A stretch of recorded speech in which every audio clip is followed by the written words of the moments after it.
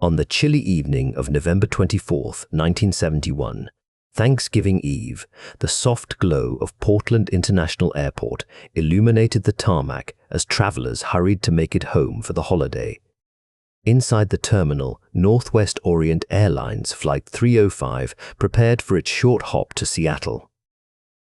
The Boeing 727 rested like a silver arrow under the fading orange sky, and inside its cabin, the air carried the muted hum of overhead fans and the shuffle of passengers settling into their seats. Nothing seemed unusual. Nothing suggested that within the hour, this routine flight would become the center of one of the most enduring mysteries in American history. Among the 36 passengers who boarded that evening was a quiet, neatly dressed man in his mid-40s. He wore a dark suit, a narrow black tie, polished shoes, and a pair of tinted sunglasses despite the dim indoor lighting. He carried only a black attaché briefcase and a paper bag, and he purchased his ticket with polite efficiency, paying cash and giving the name Dan Cooper. The airline agent barely glanced at him. Nothing about him struck anyone as notable, and no one knew that the name he gave would soon become folklore. Cooper took his seat at 18C. He lit a cigarette, ordered a bourbon and soda, and gazed out the window as the engines began to rumble. When the aircraft lifted into the twilight sky, the cabin filled with the soft vibration of ascent. Florence Schaffner, one of the flight attendants on duty, made her way down the aisle to check on passengers. Cooper watched her approach, then handed her a small folded note. She slipped it into her pocket, assuming, based on countless similar encounters, that it was another passenger attempting to flirt. When she began to walk away, Cooper leaned in just enough to be heard and spoke in a calm, unhurried whisper. "Miss, you'd better read that note." "I have a bomb." Florence paused, stunned for a fraction of a second, then opened the note. Written neatly in capital letters were words that chilled her blood. "I have a bomb in my briefcase. I want you to sit next to me." She sat beside him as instructed. Cooper opened the briefcase just enough for her to glimpse what looked like red cylinders, wires, and a battery pack. His demeanor, however, remained composed. He did not shout. He did not threaten further. Instead, in a voice steady and polite, he gave her his demands. He wanted $200,000 in unmarked bills. He wanted 4 parachutes. He wanted a fuel truck standing by when they landed in Seattle. And until those conditions were met, he wanted everyone to stay calm and follow instructions. Florence carried his message to Captain William Scott and the flight deck crew. The pilots contacted air traffic control, and within minutes the situation had reached the FBI Tactical Command. There was no room for negotiation. Hijackings were not uncommon in the early 1970s, but none had involved parachutes, none had involved demands so specific, and none had yet hinted at a mid-air escape. Still, the FBI decided to comply. They assembled the money, recorded every serial number, located the parachutes, and prepared Seattle-Tacoma International Airport for an extraordinary rendezvous. Meanwhile, on the aircraft, the atmosphere remained strangely calm. Cooper ordered another bourbon and soda, paid his tab as though nothing extraordinary was happening, and engaged in brief, cordial conversations with the crew. He never raised his voice. He never appeared nervous.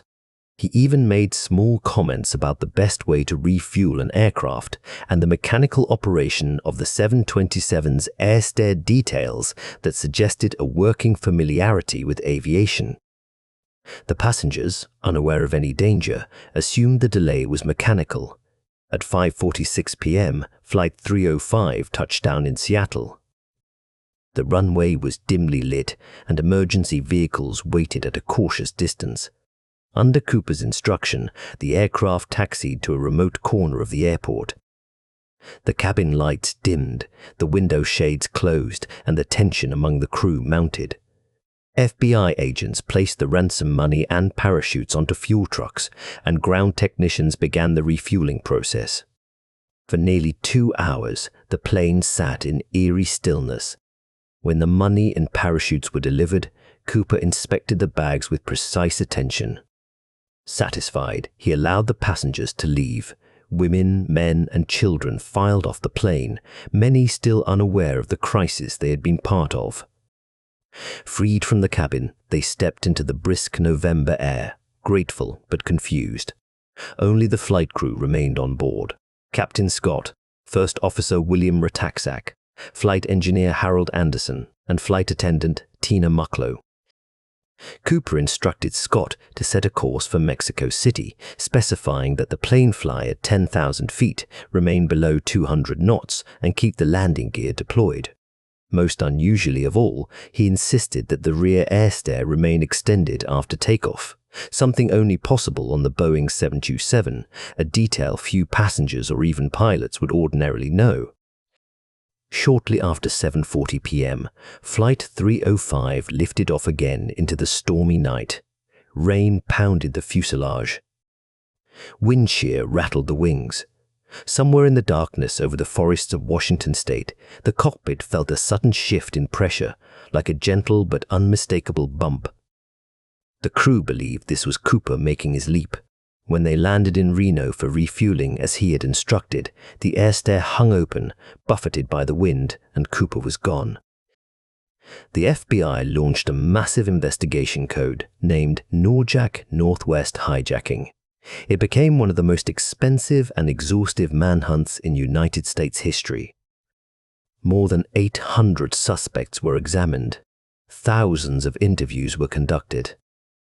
The military scoured hundreds of square miles of rugged wilderness with helicopters, fixed-wing aircraft, and ground teams.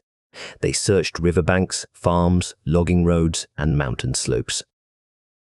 They interrogated ex-paratroopers, troubled drifters, airline employees, engineers, and even innocent men who merely resembled the sketch. Every possible lead dissolved under scrutiny. No trace of Cooper. No sign of a parachute. No remains. Nothing. Then, in 1980, a young boy digging along the banks of the Columbia River found partially decomposed bundles of $20 bills buried in the sand. The serial numbers matched the ransom. The find raised more questions than it answered. How did the money get there? Had Cooper landed safely but lost part of the cash? Had the river carried it from somewhere upstream? No conclusion satisfied the contradictions. Once again, the trail went cold. For decades, the mystery endured. Theories flourished. Some believed Cooper was an expert paratrooper who executed a flawless escape.